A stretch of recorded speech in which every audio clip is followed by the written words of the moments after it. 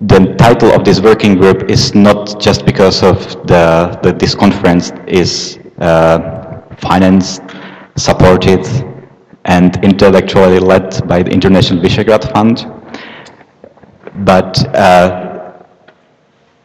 since the Visegrad Fund has celebrated 15 years of its existence, I think it is very nice to look back whether there is or there isn't kind of regional identity, and if yes and if not, then what are the reasons for existing or not existing. But before we start with the discussion, I would like to introduce the speakers of the working group. I would like to start from your left-hand side. So the Weronika Grzebalska from Polish Academy of Science. She will give us an introduction into, if I may call it, gender mainstreaming from a historical point of view, meaning Second World War. Then we have the only one Austrian contributor to this conference, Kristina Giesler from András University in Budapest. That I'm very glad that Kristina is here, because we are speaking about Visegrad for 2 days, but we are almost omitting Austria. So I'm very glad that you are here to bring in the view of the Austrians on the Visegrad. And on your right-hand side is Ákos Bartha from University of Debrecen. He will give us introduction or the insights into how the person of Andy Zielinski, I managed it, shaped or created or was the initiator, or can be from the past perceived as a person that has the regional impact, as a regional personality in the Visegrad region. Then Bulcsú Hunyadi from Political Capital from Budapest, and he will give us an introduction or insights into the situation of the recent development of far-right scene in Hungary. Is pretending to do so. And last but not least, the editor-in-chief of the very nice journal that I hope you everybody saw at the entrance to the room, Wojciech Przybylski. So the editor-in-chief Visegrad Insight, and the leader of, or the chef or boss, or what I would like to, how should I call it, Republika Nowa, and recently the Central European leading magazine Eurozine. So I would like to ask Weronika to start with a 5 minutes introduction into her topic, and then we will continue with another 5 minutes and another 5 minutes. Thank you very much. Today I'm going to talk about a recent shift in Polish collective memory and also popular history of World War II, a shift which I termed the historical turn. Historical deriving from her story, that is the history that aims to write women back into the past. And this historical turn occurred around the year 2010, and it is characterized by a growing popular interest in wartime women in Poland. And we see it in the number of books that have been published in recent years, TV documentaries, press articles, museum exhibitions, and even what is important and what maybe will speak to your topic, also a lot of social media profiles run by the far right, and some far right groups which are also trying to reconstruct World War II. So this is a very much a Polish-centered topic, but what I will do is I will try to concentrate on the more theoretical aspects so that we can all relate to it and see what are the similarities in other Visegrad countries. And the Warsaw Uprising, as some of you may know, holds a very special place in the Polish collective memory. And it can even be argued that it is one of the most potent founding myths of the post-1989 national community. But what I would argue is that it is not only a founding myth of Polish national community, but also very much a masculine myth. Meaning, and here I quote American sociologist Joan Nager, that it is a myth that has been written by men, for men, and about men, and in which women are relegated to secondary positions, and in which the ideas about femininity reflect masculinist notions of femininity.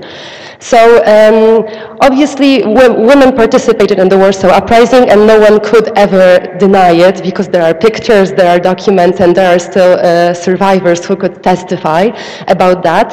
So while no one ever tried to deny that fact, what is interesting is rather the way the story has been told throughout the years. And it can be argued that for most of the decades after the war, we have had, like, the mainstream historiography of the Warsaw Uprising was written within the framework of what I call the false universalism. That is, it was a writing of history from a male perspective, from a political military perspective, which did not really make women visible. And so the historians mostly concentrated on politicians, diplomats, famous soldiers, commanders, and political events per se, which had this effect that women were not really visible in historical narratives. This kind of, in a way, speaks to what Peter Brugge was talking about, that most historiography does not take lived experience seriously, and this is definitely the case with the historiography of the Warsaw Uprising in Poland. So later, of course, we had this a phase that I called a compensatory phase, in which women veterans themselves tried to write books about women's participation to fill the blank spots of mainstream historiography. But of course they did not succeed in integrating what they wrote to mainstream historiography, and it's still all their works still function in the margins of mainstream historiography. But around the year 2010, something really did change, and we've experienced this massive popular interest in wartime women. But of course, this calls for a need to critically assess how this mainstreaming of women into the national canon is done, what purpose it serves, and what kind of notions of femininity are used. So this is precisely what I tried to do, and I read most of these works and watched those movies, and what I found is that there are two main narrative frames used for writing women back into World War II history. The first one I called the neo-traditional frame, and this authors who use this frame they agree that it is important to write about women and to somehow return women's past into the national canon, but they only concentrate on a very particular specific group of women, that is those whose lives can be told within the broad framework of heroism and martyrdom. So they only deem a very small group of women worthy of remembrance, and of course the rest of the women are still tabooized. And of course this type of history writing, its main goal is nation building. So the stories of these women are used as some kind of carriers of national values. So this is the methodological nationalism we talked about. Historians and authors alike within this strand of writing are very much against introducing new categories like gender, race, class, or other categories that would that could somehow show that the category of nation is not the key one here and does not hold the key explanatory power. Yes, then there is the second frame, which I think is much more interesting, because the first one we've all heard and read such stories, the neo-traditional stories. The second one I called the Alltagsgeschichte frame, so the framework of history of everyday life. And the authors who are writing about women within this frame, they are concentrating on everyday lives of ordinary women, which by itself sounds like a very promising new frame and like something that could somehow win over the national framework. But the problem is that the authors mostly concentrate on the stereotypical female issues such as love, emotions, motherhood, beauty practices, food provisioning, and all those things. And at the same time, what I've noticed when I was reading articles, that the authors do not ask men the same sort of questions. So they still ask men to recall the political course of political and military events. At the same time, they sort of privatize women's lives and show them as not belonging to political history per se, but rather to private history. And as a means of joining these loose threads, since I only have like 25 seconds, I would like to somehow connect this to a much broader ideological battle that we are experiencing now in Central Eastern Europe and Western Europe alike. That is the battle against gender ideology. And I believe that this sort of history writing, and especially the World War II narratives about women in World War II in Poland, are increasingly becoming a very important platform for the far right to somehow present the traditional view on gender roles and to find support in these historical narratives. And yes, so basically this is because most of the left in Poland does not really care about history that much. We are sort of leaving this space for the right wing to organize, and this is increasingly becoming a sphere for mobilizing support for very current battles. Thank you.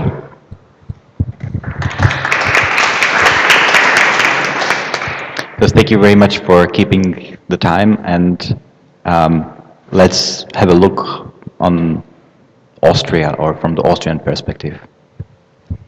Okay, yeah, thanks very much for the invitation to give a bit of a presentation on the Austrian perspective. And I was thinking about Austrian identity, because we're talking here about regional identity, or the Visegrad identity, and if that actually exists. And so I was thinking, what does it mean?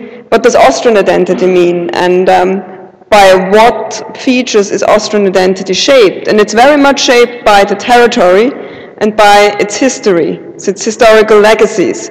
So therefore, Austria is very much connected and linked with the Visegrad countries in that regard, that we have shared history, and of course, we have to see ourselves or put ourselves as well into the regional context. So this is, I think, an important feature, and I think therefore I'm very grateful that we can bring in the Austrian perspective, because I think maybe Austria would be part of this kind of regional identity, because Austria sees itself as a very Central European state as well. Maybe that very much to the difference, or if it tries to differentiate itself from Germany, because there's always the difficulty, what makes an Austrian and what makes a German. And I think it's the positioning of Austria as being a Central European state, which is very important. And I know there are discussions about now, is Germany a Central European state? I think from the Austrian perspective, it's very much, it's actually Germany is a Western European state, and Austria is a Central European state. And I think this is one differentiation we want to make. So it would be interesting for me to discuss here the differences and the similarities about the Visegrad identity and the Austrian identity. So I would argue, of course, that the Austrian, the legacy of the Habsburg Empire has an impact on, as well, the identity of the countries in the region. I mean, for me, it's always quite fascinating if I travel in the area and as, I come to Brno, for example, and feel like somehow the architecture is the same. It has the same feeling, like maybe being in Austria. So this is kind of, familiarity is there in architecture, for example. I thought this is quite interesting. For the Austrian, after the First World War, it was a bit of a difficult situation, because what was Austria? I mean, Austria was what was left after the breakdown of the Habsburg Empire. So all the national identities went back to their countries and started to build up their parliaments and formed their parliaments. And everything which was left behind, it was the German-speaking Austrians. But we didn't perceive ourselves as being Austrian. We perceived ourselves as being German, because we were the German-speaking Austrians. So of course there was this idea of joining Germany, and because Austria is not able to survive after the First World War, because it's such a small country, and it has lost very important territory in the means as well of economy, agriculture, industry, which was suddenly gone. So then the difficulty was that we had to develop an Austrian identity, and then of course fascism arose. So it's quite interesting that we have actually the right extreme discussion here as well. And there was a time from 34 to 38 where Austria had this Austro-fascist regime, which was very much on, democracy is not that important. It's more important to keep the Austrian state to remain Austria as an independent state. So some kind of Austrian identity had to be established by a fascist regime, but there was this kind of fostering to be different from Germany, to be the better German maybe. And also we are not an empire any longer, we are a cultural empire, so music became important, and Catholicism, so Catholic Church became part of the whole setup of the Austro-fascistic state. Okay, 30 seconds. So I will try to close, because some aspects were used then after the Second World War as well. So after the re-establishing of Austria and this kind of successes in music and art and sports and skiing, for example, were identity features. But very important, 1955, the state treaty, and the independence and the regaining of Austrian sovereignty, and of course neutrality defined very much Austrian identity. But now coming back to the Visegrad countries, because it was a bit a move back away from the former empire, now coming back to after the breakdown of socialism, the socialist regimes, there was an interest of Austria to engage with the countries of the Visegrad cooperation, or the Visegrad countries again, even play a more important role in the Visegrad cooperation. But it was a clear idea by the Visegrad countries that they have a different experience now, having lived through the socialist era, that it maybe would be better to form the Visegrad cooperation between the four countries. But I think there was an interest by Austria to become part of it somehow. So there is this kind of format of Visegrad Plus, and I think Austria is sometimes going to be included in meetings and cooperations. So, and as well, there was an Austrian interest in, for us, having a border alongside the socialist states, to open these borders and to have exchange. So it was an interest as well for Austria, for those countries to support the EU accession. So we can say, is there still the legacies, or there's still idea of, we have something in common, and we want to be becoming closer to the countries again. For me, I think this is an idea that Austria is defining itself very much as being a Central European state, and would like to position itself in there. And I think this is somehow what shaped Austrian identity as well. And I will close. Thanks. Thank you very much for historical, contemporary, and maybe some possible future prospects. But now I would like to give a floor to Ákos, that I hope that offer us the interwar experience of one specific personality that is the regional identity of the interwar period, can be shaped by also by the individuals or just by the events and the broader historical development. Thank you very much. I hope so. In the earlier sections, we could listen to several international and very interesting lectures concerning the several forms of identities, like cultural identity, political identity, or personal identity. My topic will be here a Hungarian politician, quasi-meso-level politician who was a high-level journalist in the interwar period with very serious impact on the political thinking on the interwar period in Hungary. Just a short note in advance. So he was a key player, a key figure of the Hungarian racialist in the 20s. That was a right-wing group of the Hungarian social, and 20 years later, exactly this person, Endre Bajcsy, was executed by another generation of the Hungarian right-wings. That was the Arrow-Cross dictatorship in 1844. But to understand this strange situation, we have to go a bit deeper, just have a short glance in this career. So Bajcsy belonged to those Londoners' state official middle class, so-called gentry youths. Gentry in the Hungarian meanings, because in English it means a little bit different, who fighting hard in the First World War, and hence later he couldn't understand the disintegration of the Hungarian, traditional Hungarian state. The social group found nationalist answers for their questions, assuming betrayals in the hinterland. That was the reason why he joined the side of the counter-revolution. Bajcsy became one of the most talented, high-qualified publicists and propagandists of the right-wing racialists in the 20s. He had studies in Germany as well, for example. In his opinion, the liberal national theory should be changed by the idea of race and consider racialism as a national self-protection against the newcomers, mainly the Jews. So this was a part of his identity as well. So he was a racialist. Later, he approved the social disintegration of the Jews and settled for a low-key agrarian reform.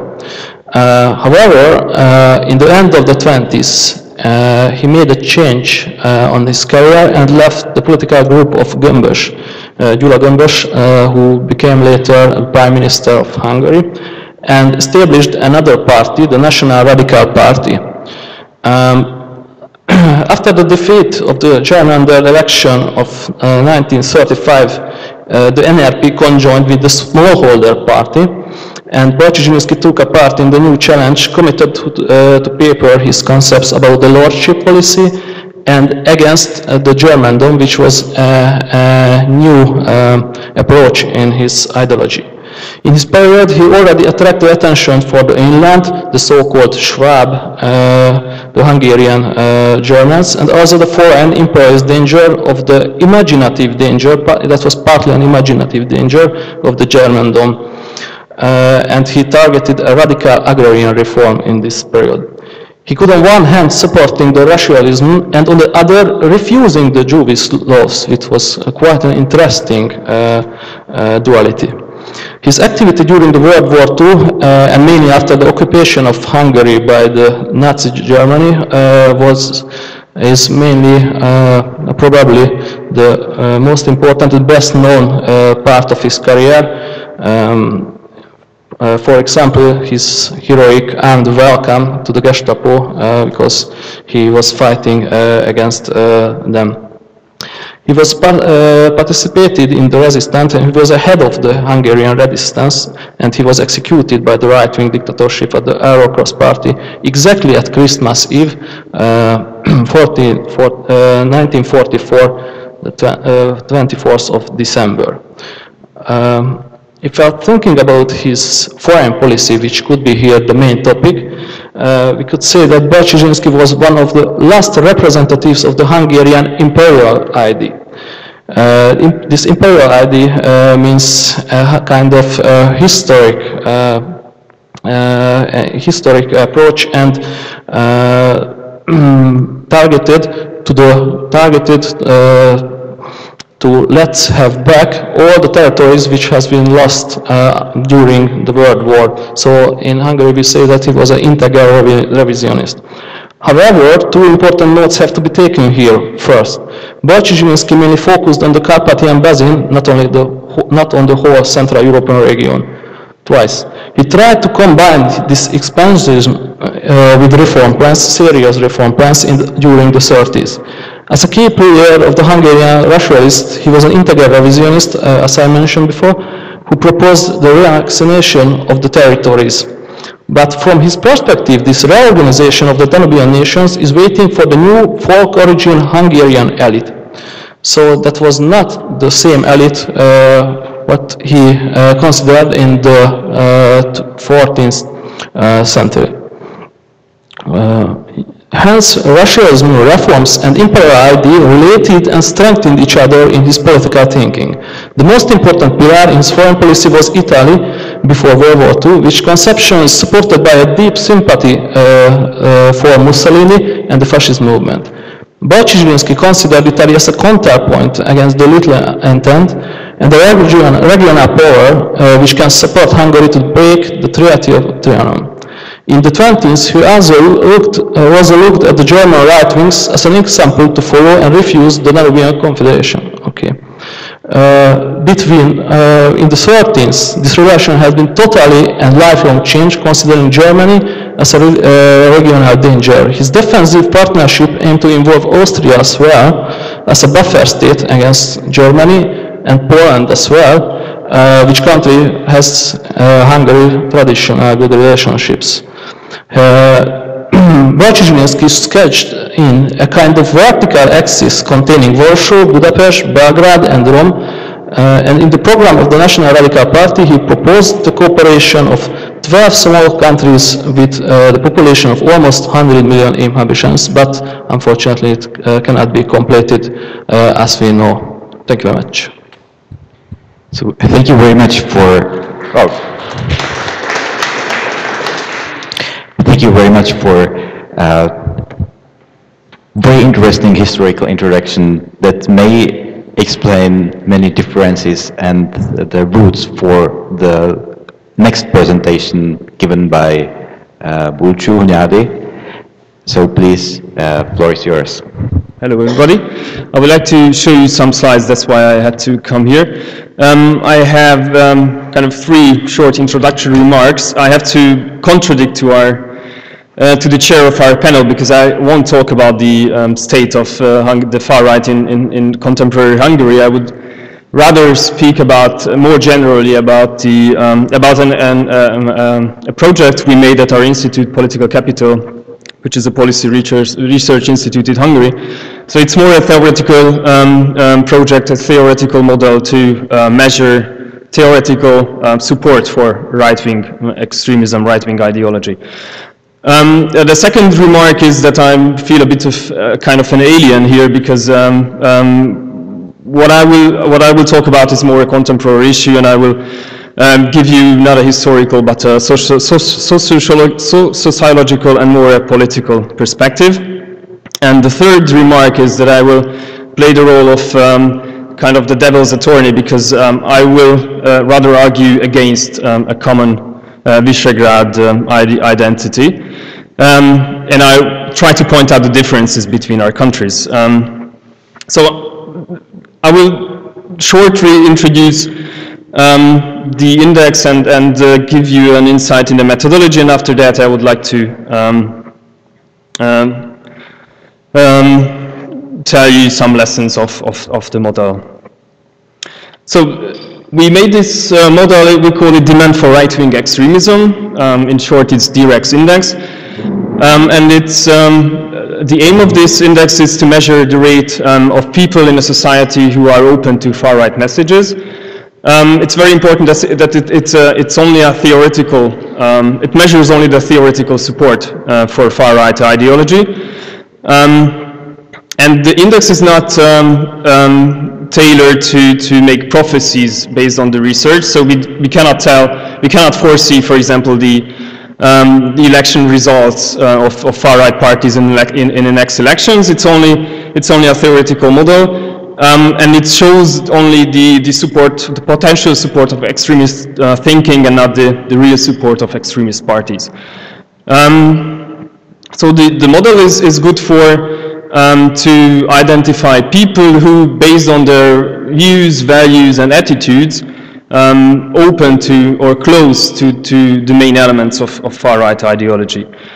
And the index is based on the European social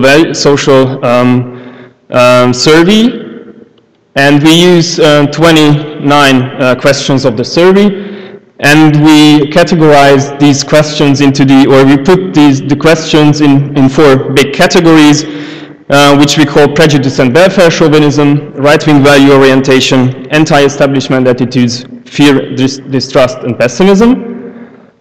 You can see what kind of topics, what kind of issues, what kind of questions are attached to each of the categories. In the next slide, you can see the broad structure. So the index is an aggregated number of the questions, well, actually of the answers given to the certain questions. And here you can see the direct scores of the Visegrad countries, and you can see that although there are kind of similar tendencies, at least in some of the countries, there are also huge differences between the countries. You can take Hungary, for example, as a good example, as a country which differs the most from the other countries. But let's say in the last 2 years, it goes together a bit with Slovakia, which kind of left the other 2 countries, Poland and Slovakia, and the Czech Republic, which move a bit together. And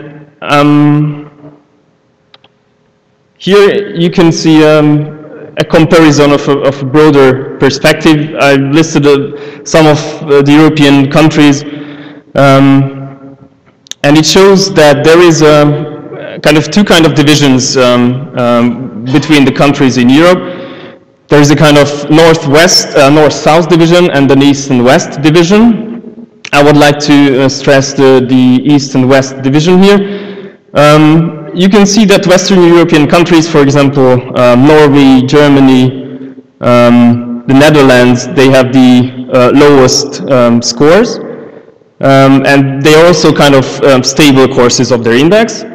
In the kind of next level, you can see countries like Slovenia, Austria, and the Czech Republic who will move together a bit. And then after that, you can see that, for example, Hungary is much more similar to countries like Ukraine and Bulgaria. So there are huge differences among the countries in the Visegrad region.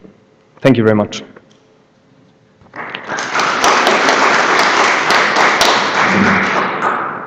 Thank you very much for the introduction into for the discussion that I think some claims has to be discussed.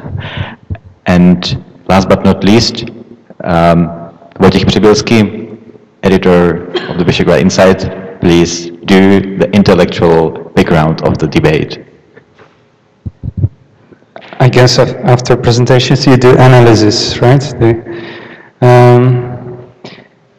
So I will begin by having one sentence about myself, but it's important for the whole discussion about the identity.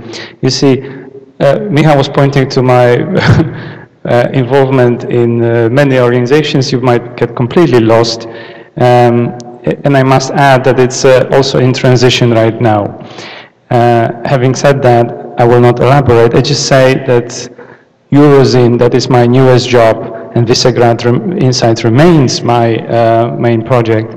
It's also, Eurozine is not on Central Europe itself. It's a platform of some 80 top cultural journals from around Europe, debating and discussing the intellectual identity of the continent, of Europe as such.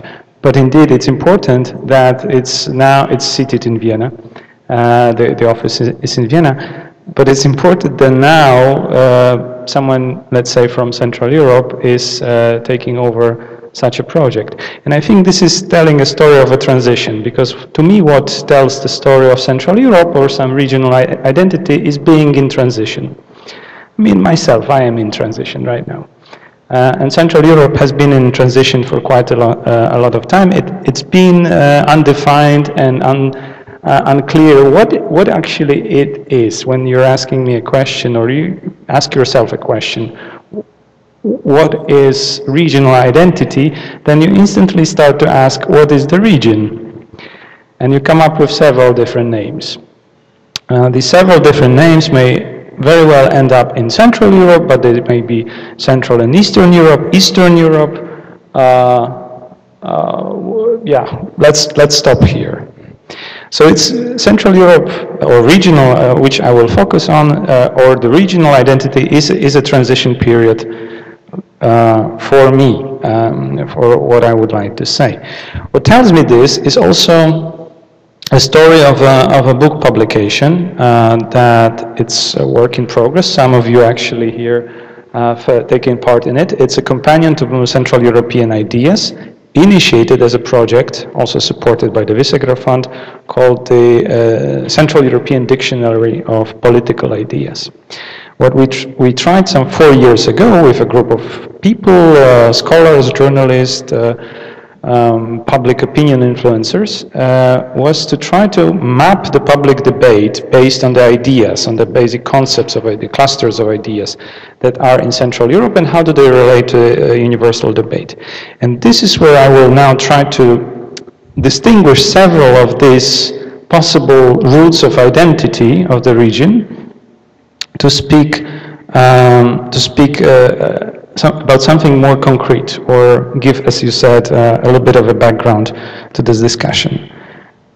And immediately I have to say that the identity, or kind of the modus operandi when you want to discuss the region, must be instantly Visegrad group, because this is the only entity you can make a reference to. You can say this is part of Central Europe, or this is not, or this is not the whole Central Europe. This is, however, this is the only existing point of reference for the regional identity. Maybe with one exception, there is Central European Initiative, which extends from Italy to Belarus, right? I'm not sure Moscow is not included too.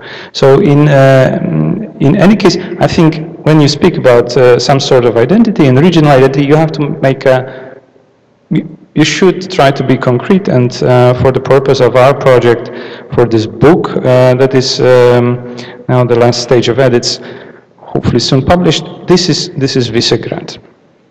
And of course, Visegrad doesn't make sense if it's not part of the EU. Just like EU doesn't make sense if it's not part, or it's not in the, and made in reference to a wider concept of Europe. Now, the concept of Central Europe, or concept of Visegrad, can be debated forever. And I have, I guess, 2 minutes, right, or 3 minutes or so. Not to tell me 30 seconds. But let's start by just by enumerating possibilities. So regional identity as part of some sort of dimensional space, that there you have East, you have West, you have Central, can be a point of reference of some sort of hierarchical slope. So the East is bad, it's Orientalism, it's the Said and everything you want to see as a degraded, including the economy, and then the West is the aspiration, while Central Europe can be very in the middle. So it's not neither East nor West. This has been part of the story before. Then there is the question of geography, and then the imagined geography, because the borders in Central Europe have shifted so many times. Geography is the imagined geography. When you ask Poles about what is this region or Central Europe, they point immediately to Poland, Ukraine, maybe Belarus as the part of the old heritage and the part of the old borders. And then the other countries are different. Then you have the stories of nationalism. Central Europe has been a story of nation building for the last since 19th century, and that's a very specific one. Here, a point of reference, I'm not sure Austrian nation does exist. So that's an interesting concept. Then there is a collaboration. There is a collaboration during Second World War. Some of the countries did, some other, I mean, particularly one country was not that much collaborative. Then we had also this question of different post-war projects, intellectual projects and concepts. We had Milan Kundera trying to develop some sort of idea of Central Europe, but we had István Bibo also trying to build some sort of theoretical concept of Central Europe. Now, concluding with some really basic remarks, and each of these concepts deserves some development. In Poland right now, there is a growing political force, or returning political force of the Law and Justice Party, the leader of which has as the only one strong regional identity by saying, we want Hungary. We want to follow the example of Hungary. This is the model for Central Europe, kind of also to battle the West. So his slogan is, we want Budapest in Warsaw. However, this is not all part of the story, because immediately in Poland there is another point of reference, and when we discuss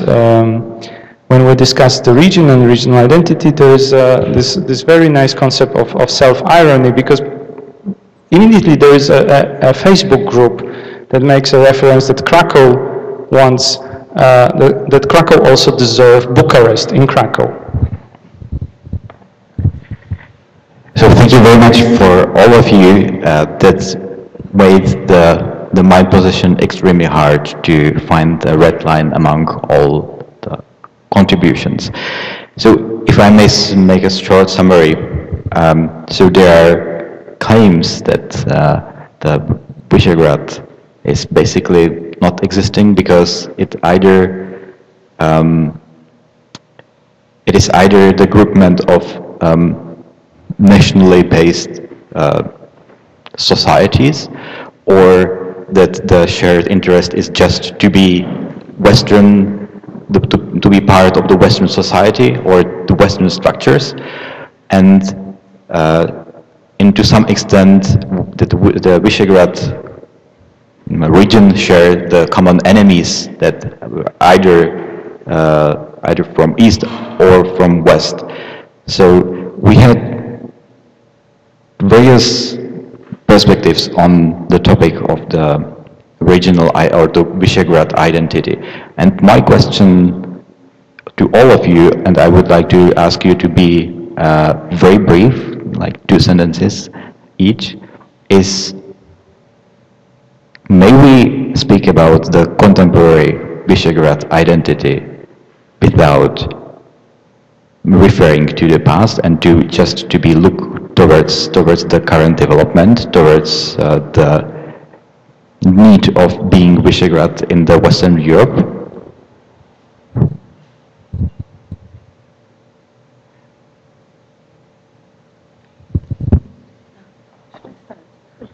Okay.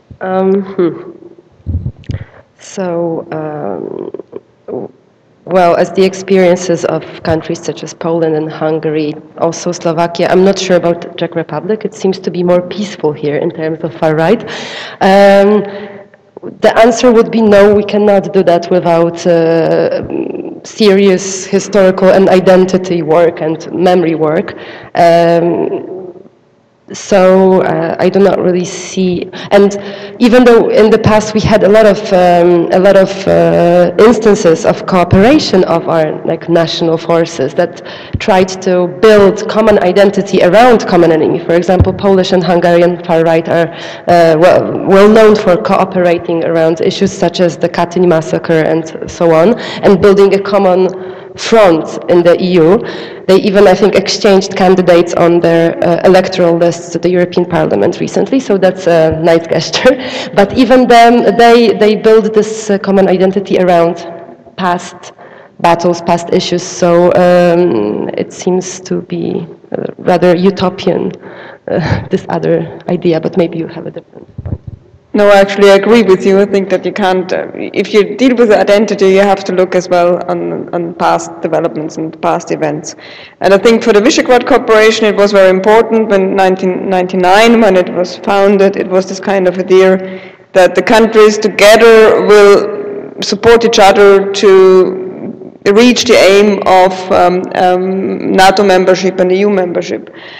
And what's fascinating is that in what is an interesting point is that in 2004, when this goal was achieved, there was the commitment by all the four Visegrad countries to continue that cooperation. So what does this say? Well, I mean, you know, maybe you have a better idea what was the background of it, but there was a commitment to the cooperation of the four countries. So new goals and new initiatives need to be developed as well to keep that going. But I think there was just the common experience.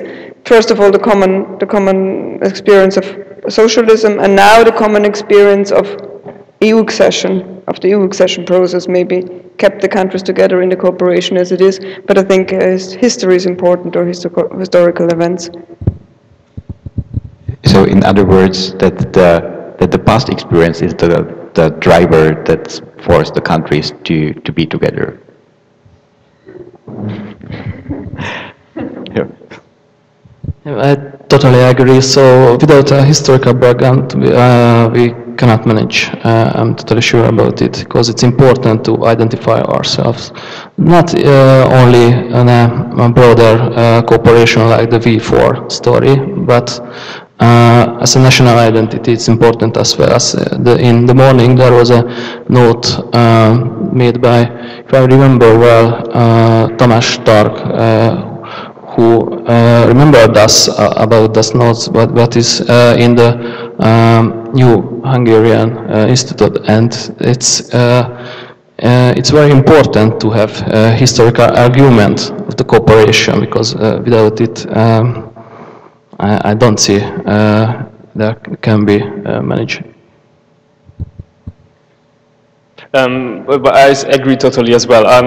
What I would like to stress is the political will, which is very important, I think. I mean, on the local level, there is cooperation. I think there has been cooperation between the countries, between the people, on the different sides of the border. I mean, years ago, there were a lot of Slovaks who no, there were a lot of Hungarians going to Slovakia for shopping or to have a Slovak beer because it was cheap for Hungarians. Today, I think it's different. Many Slovaks come to Hungary to do the shopping because Hungary has become much cheaper than Slovakia due to the crisis. And so I think there is a cooperation between people. But it's a political will, for example, how many border crossings will be opened, how many bridges, how many roads will be built. So I think what is lacking is the political will. And this is the last sentence. I think it's a political tool to provoke conflicts, for example, between Hungary and Slovakia, based on the questions of Hungarians living in Slovakia. And as long as tools will be used, people on the local level can do what they can do, but it's not enough.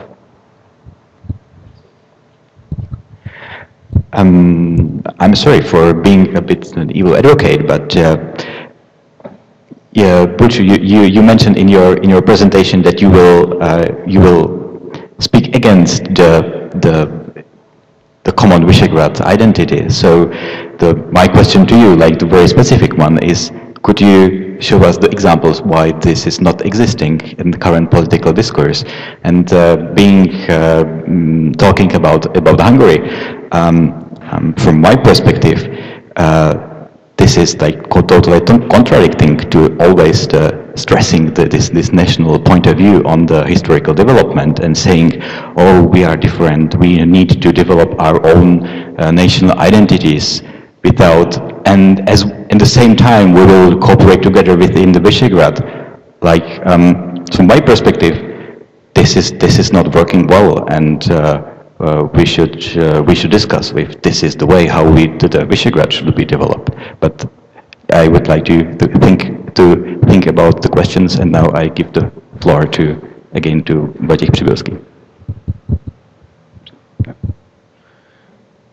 Yeah, well, yes, memory about history or memory in general is important, but it's dependent how it is important. Visegrad cooperation itself is an idea, it's a reference to a historical moment when there was a political alliance in the 15th century, 16th century, where between three kings, they tried to bring together some sort of cooperation. So memory of it helps the cooperation. However, memory and history doesn't always have a role for building up anything, and most often, to my mind, is a dividing factor because it's living myths, living national myths, more importantly, that are usually creating a division. There is a good rationale there is a good reason why European Union has not introduced European Union history classes as obligatory yet, and this is precisely because history is so much divided into national discourses and national identities at the moment. The regional identity based on history is unlikely. So would you react to my questions? Sure, I will try. What I wanted to point out in my presentation that based on values and attitudes in the respective countries, in the respective Visegrad countries, there are a lot of differences between the countries, and that's why I said that in my point of view, based on attitudes and values, there is no such a thing then a common Visegrad identity. Hungarian pollster and research institute Tarki made a very good research on value system many years ago, and actually they pointed out what I also try to point out in my presentation, that Hungary, regarding the values in the Hungarian society, Hungary is much more similar to Balkan states and to countries with an Orthodox religion.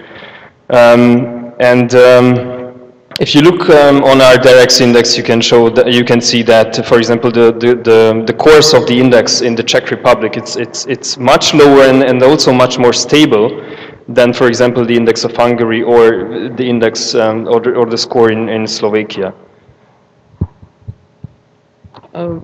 Just a short question. So what are we talking about? A kind of emotional cooperation, educational or economical cooperation? Because it works another level. For example, on personal level, there can be formed the heritage in another countries. So the Visegrad cooperation can be made. If I can have just one personal note, remark here. Part of my family came here from South Moravia, from Oslavany. So they lay in the cemetery, and I can visit them just there. If we're talking about personal, emotional cooperation, emotional thing, we can go on this way, and that kind of tourism or another things can be built on this ID. But a serious countrywide cooperation, it's another level, if you mean.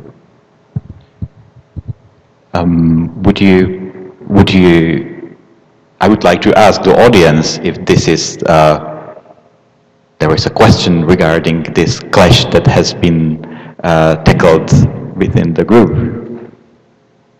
If it's, oh, yes.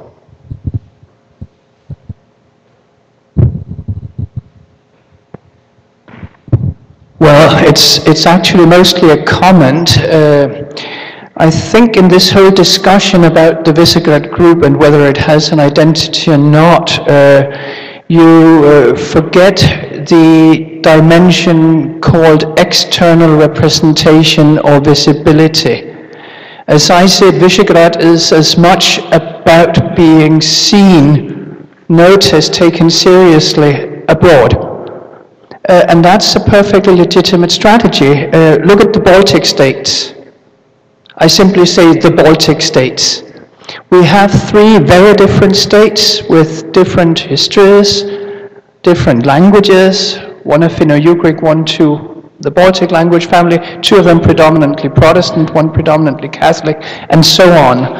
They need a certain visibility, and the label Baltic assists in that. Look at the Nordic Council or Scandinavian or Nordic cooperation. There are loads of internal differences, but the Scandinavian or Nordic states set up a framework for cooperation which also helps to provide an external identity in the sense of visibility and so on. I would argue that the Visegrad framework makes sense to the extent that it helps external partners elsewhere in Europe and the world to notice these countries together. And if an institutional framework like the Visegrad Fund actually manages to create initiatives where the sum is more than each of the individual parts. I can take myself as an example of how this works. I have just been appointed chair of a new study program in Central European Studies at the University of Copenhagen, defined specifically as a V4 program. Whether or not the Visegrad identity exists, I'm being paid to promote it. So, and this would not have happened without a cooperation between these four countries. So this is not about whether there is some essential historical root delivering a Visegrad identity. These can be constructed in many different ways. It's a question of whether there is a sufficiently strong community of interest.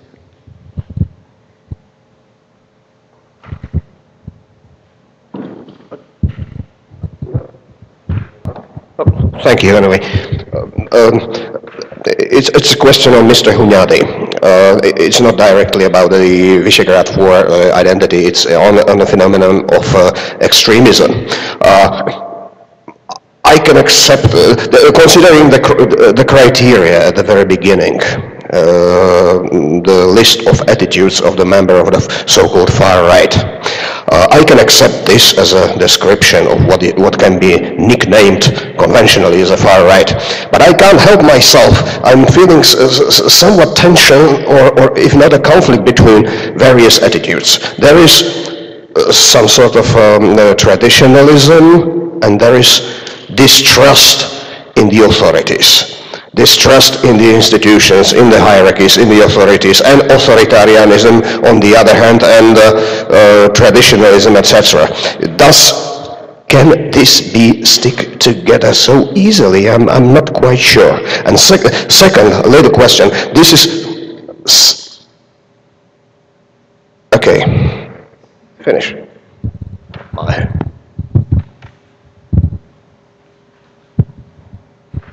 Thanks for the question. First, very brief, I would like to react on your comment. I think external visibility is very important indeed, what you mentioned, and I think it really depends on the members of Visegrad countries, whether they are able to form their interests, or whether they are able to identify their common interests and their common aims.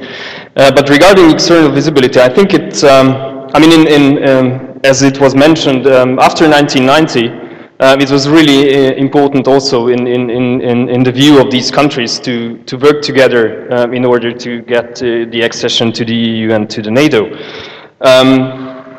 But I think today the situation is very different. I mean, first, for example, from the point of view of the European Union, I mean, Poland, for example, has completely different aims than Hungary, for example, within the European Union. So there are a lot of differences between the countries. From the perspective, for example, of China or of Russia, these countries are not stick together. I mean, for China, for example, I've been to China on a study visit,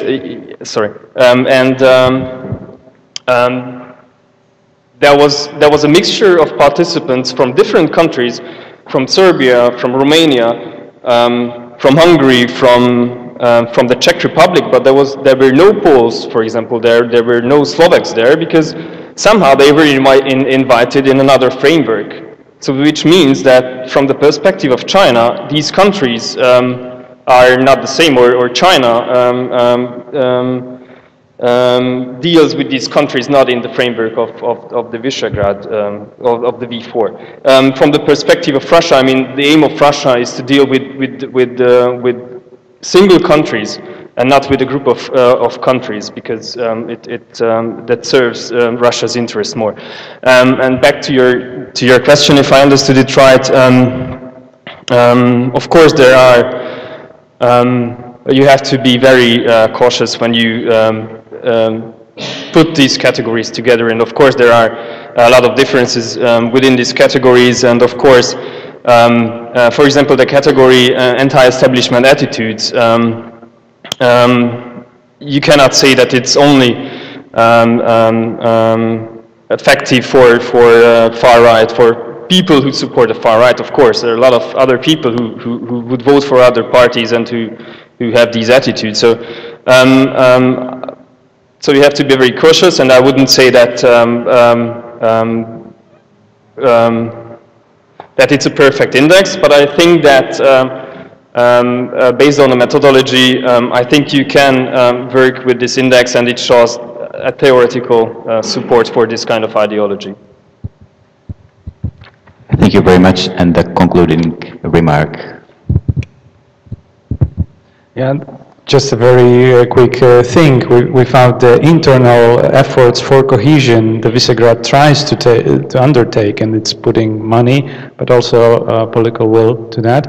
V4 would be merely a brand, and definitely not that brand that could invest into studies like yours in Netherlands. So you should see it as an important factor, a new development actually in the cooperation, to invest in the kind of outer promotion of V4, which is again a new development.